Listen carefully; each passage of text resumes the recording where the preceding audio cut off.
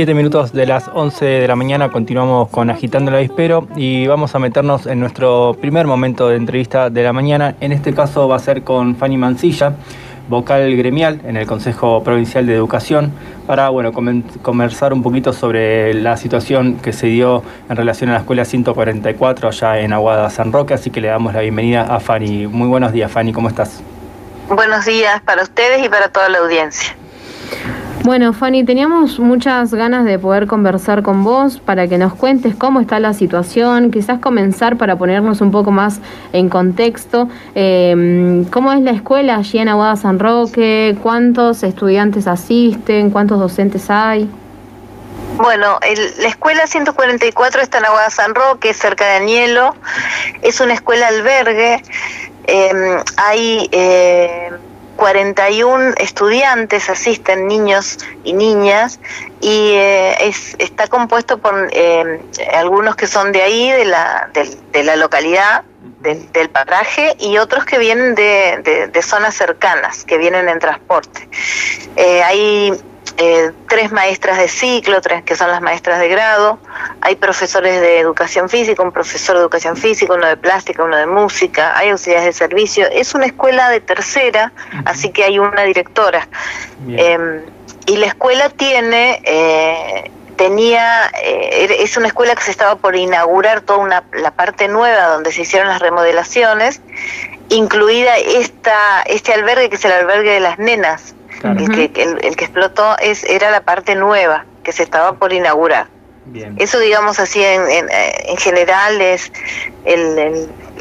la situación de la escuela, ¿no? Claro, tal cual. Sabemos que ese día lamentablemente fallecieron 2 operarios y que hay una compañera que también está en una situación grave, ¿no? Justamente vos nos comentabas que es una ampliación, que sería el albergue, digamos, de las nenas, y que por suerte ese día no habían infancias, digamos, ahí también, ¿no? Claro, exactamente. Ese día comenzaron las clases presenciales. Ustedes recuerden, claro, y la comunidad también, los oyentes, que nosotros estamos en una discusión que tiene que ver con que algunas zonas empezaron la presencialidad y otras siguen de manera no presencial.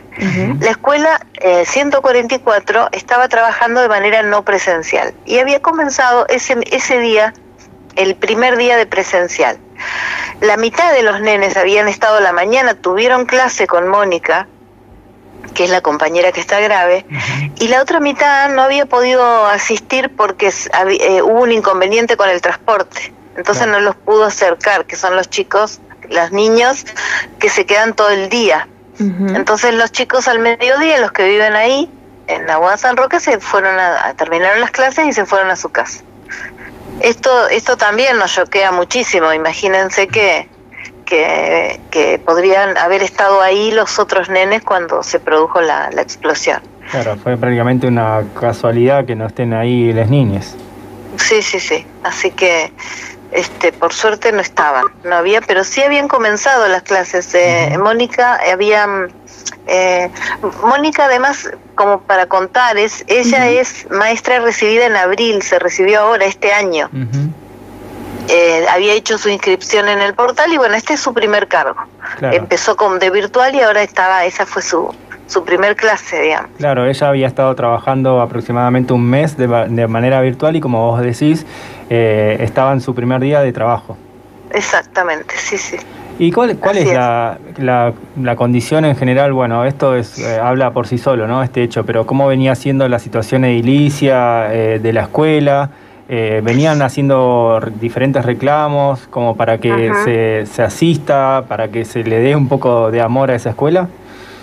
En el caso de la escuela, la escuela tenía un reclamo histórico, que era lo del edificio nuevo, esta parte nueva que se había concretado. Esa escuela estaba muy esperada por la comunidad. Es una escuela que se creó en el año 82, tenía un tráiler, claro. Y entonces toda esta parte nueva que se agrega es una salita de jardín, el albergue para las nenas, se arreglaron los techos, todo eso era una gran, digamos, esperanza para el paraje, para la comunidad, y estaban a días de que se inaugure.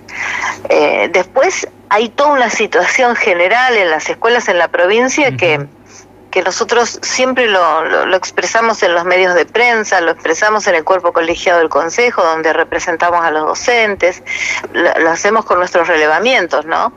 De hecho, en Centenario, por ejemplo, digamos la zona este, que es la zona donde está ubicada Guada San Roque, estaba atravesando por una situación de emergencia edilicia las escuelas. El año pasado, antes de que empiece la pandemia, en Centenario, por ejemplo, había solo 2 escuelas que estaban en condiciones edilicias de comenzar las clases.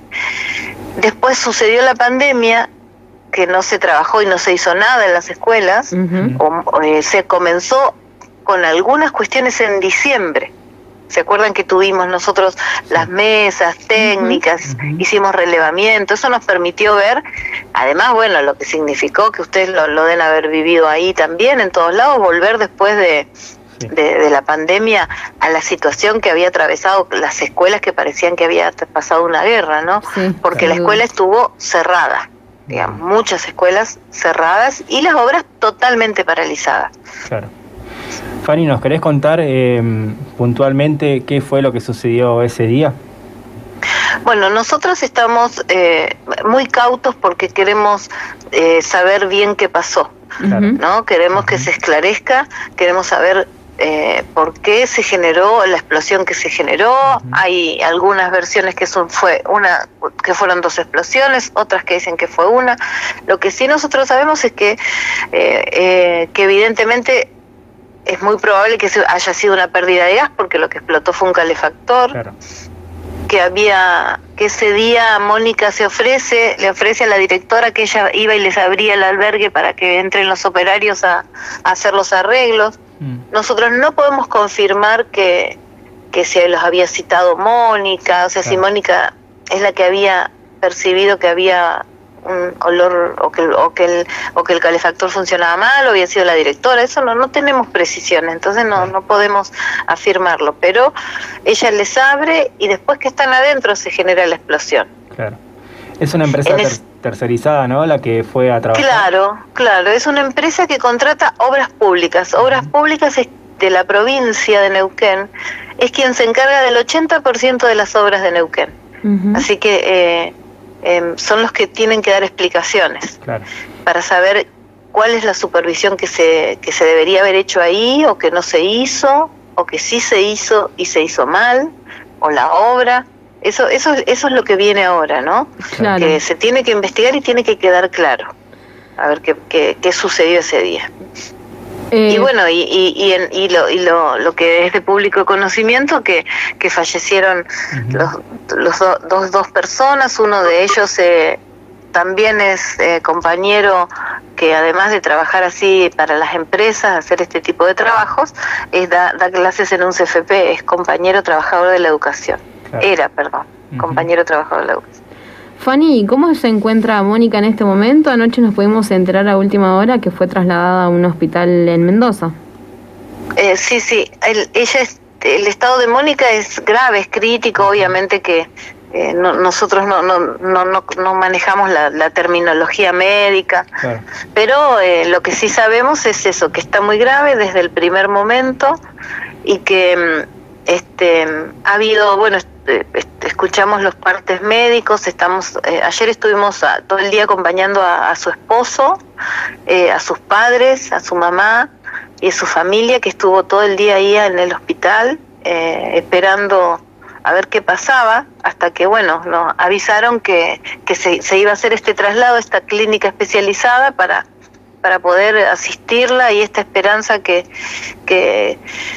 tenemos y los médicos también, ¿no?, que tiene que ver con el proceso que tiene que afrontar Mónica para poder salir de esta situación, ¿no? Entonces se decide trasladarla, y a la tarde y a la noche se produjo. Lo que pasa es que, bueno, demoró porque tuvo que venir un equipo de médicos especializados de Buenos Aires a acompañar el traslado. Claro. No se puede, no es que suben al avión y van, es algo muy complejo, nos decían, nos explicaban. Y bueno, y ella ahora, Mónica, está allá, sus hijitas están en Neuquén, o sea, en su casa, con al cuidado de su tía, al cuidado de su abuela, y a ella la acompañó su esposo y su papá. Fanny, ¿cuáles son las repercusiones desde el Consejo, desde el gremio también? Porque, bueno, es indignante que a esta altura del partido, con tanta discusión de por medio, con la pandemia de por medio, que fue un tema puntual, el tema de las cuestiones edilicias, ¿no? No puede ser que a esta altura del partido las escuelas sigan siendo lugares inseguros para toda la comunidad educativa, desde niñez hasta la directora. Así es, sí. Con respecto a los debates que bueno, todos los padres, las madres, las familias, todos, ¿no? Siempre asistimos a este debate de qué pasa si hay clases, si no hay clases, si las escuelas están en condiciones. De hecho, nosotros, los docentes, somos catalogados muchas veces de puestos en el peor de los lugares. Sí. En el peor de los lugares se pone a la docencia muchas veces porque nosotros estamos organizados en un sindicato en Neuquén que es único. Y esto obliga al gobierno de la provincia a tener que dar respuestas al sindicato. Porque cuando en una provincia o en Capital Federal, por ejemplo, que son 17 sindicatos docentes, se cierra con uno, con dos y los otros se dividen, ¿no? Claro.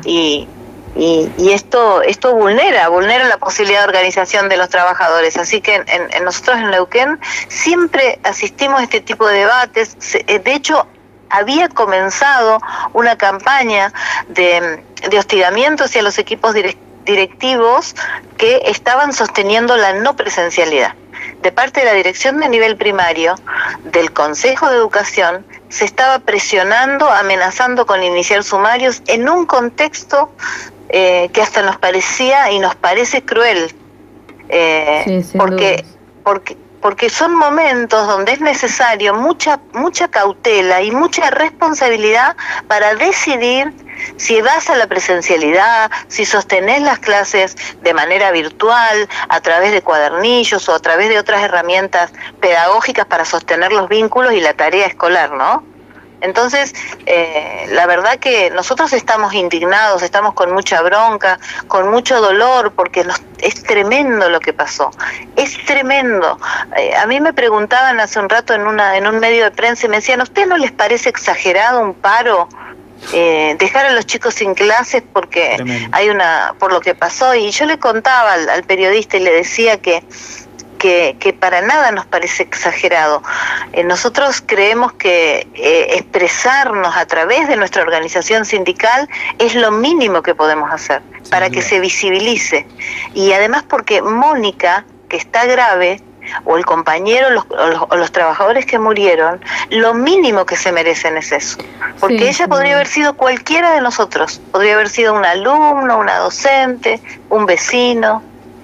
No, tal cual, la verdad es que ha sido bastante deshumanizante, creo que para todos en general, la pandemia, pero más que nada para todo el laburo que hacen ustedes como docentes también, ¿no? Nosotros cuando se decretó la vuelta a clases y ida y venida también nos preguntábamos y decía, bueno, pero ¿qué onda? A ver, ya han pasado varios meses, muchísimo tiempo que las escuelas también están cerradas, inclusive acá en el pueblo nos ha pasado que hemos preguntado si se está haciendo el mantenimiento escolar o qué es la situación que pasa, y un día antes de arrancar las clases se dan cuenta que las calderas no funcionan, que no hay calefacción, que hay problemas de gas, ¿entendés? Y son cosas básicas que uno dice, bueno, no se puede, digamos, las escuelas no estarían siendo los lugares más seguros ni para los docentes, ni para los estudiantes, ni para todo el personal que se encarga del mantenimiento a diario también. Entonces, ya desde un comienzo nos parecía bastante preocupante toda la situación. Y esta situación que pasó, esta explosión que hubo, no deja más que al descubierto todo esto, ¿no? Sí. Lamentablemente. Sí, que como vos decías, son cuestiones básicas, pero estructurales a la vez. Este tipo de cosas nos genera, nos sacude la vida de no solo de la comunidad educativa, sino de los vecinos, porque uno se replantea esto que vos estabas hablando, que tiene que ver con que lo primero es saber si el lugar es seguro. donde vamos con nuestros estudiantes, ¿no? Si están dadas las condiciones para los protocolos, si están los elementos para los protocolos, si la escuela está en condiciones, si está limpia, eso es lo primero. Y después tiene que haber un análisis que tiene que ver con la pandemia. ¿Cuál es la situación en el lugar? Si están dadas las condiciones, si se pueden hacer guardias, si es más seguro sostener el vínculo desde otro lugar que tiene que ver con los cuadernillos, que tiene que ver con internet, que tiene que ver con tareas a través de videollamadas. Digamos, estos son los debates que hoy quedan mucho más, visibilizados. Claro. Fanny, ¿cómo continúa? Por ahí es un momento muy sensible, pero a lo mejor ya han tomado medidas. Sí, sabemos que se va a llevar adelante el paro, ¿se sabe hasta cuándo va a continuar? ¿De qué manera? Nosotros hicimos el paro en el día de ayer y ahora continuamos con la medida que tiene que ver con dar protección gremial a los compañeros y a las compañeras que están trabajando desde la virtualidad. En distintas zonas, hay algunas zonas donde no y otras que sí, que están trabajando desde la no presencialidad. Claro. Y estamos muy expectantes esperando noticias de lo que sucede con nuestra compañera Mónica y además tenemos una presentación que hacemos hoy al cuerpo colegiado para pedir que Obras Públicas se presente en el Consejo, en el cuerpo colegiado, dar explicaciones para saber qué pasó. Como les decía hace un rato, ¿no? Con lo de la escuela 144. Sí, sin duda. ¿Veis bastante dudosa la situación todavía? O sea, no se sabe muy bien qué es lo que ha pasado y también entendemos que es un contexto bastante complicado en donde toda una comunidad, más allá de la comunidad educativa, sabemos que hay todo un pueblo que hasta el día de hoy está bastante conmocionado con lo que pasó porque obviamente no es algo normal, no es algo que debería haber pasado. Así que nada, esperamos la pronta recuperación ahí de Mónica y que pueda volver lo antes posible también con su familia porque no deja de ser un ser humano. A veces es como que nos ponemos a pensar y decimos, bueno, los docentes tienen que hacer esto, los docentes tienen que hacer lo otro, tienen que ir y dar clases en medio de la pandemia. En algún momento estuvo la discusión de que los docentes todavía no estaban siendo vacunados y son quienes tienen que ir a dar clases, digamos, a las escuelas también.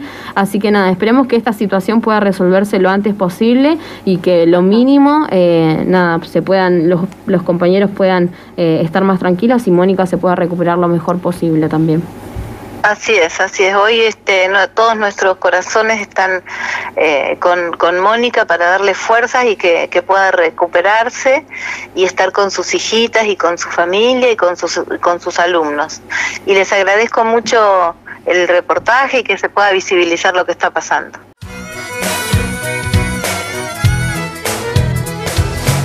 Distintas voces, diversas miradas. Hacemos comunicación popular y alternativa. Por el 90.5 FM Che Comunitario.